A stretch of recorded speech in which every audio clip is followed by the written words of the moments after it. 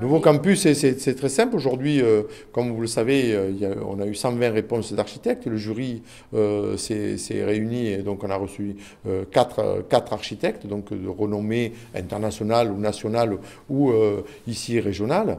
Donc ces quatre architectes sont en train de crayonner, de gratter pour nous montrer le plus beau projet qui va sortir. Nous retiendrons le nouveau projet dans la première semaine de juillet et ensuite c'est parti avec un déroulement d'abord bien sûr de permis de construire, de travaux et tout ceci s'échelonnera avec une ouverture pour septembre-octobre 2024. Voilà.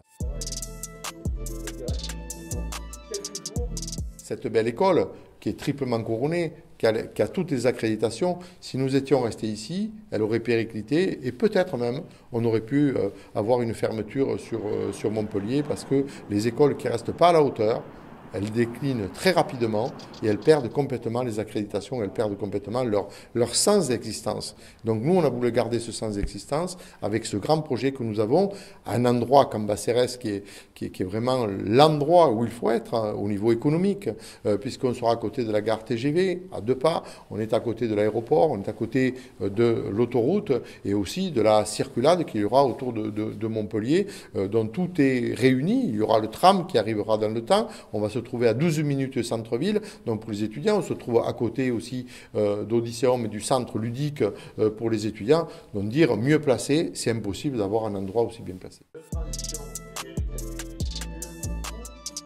Alors à côté, il y aura 840 logements étudiants.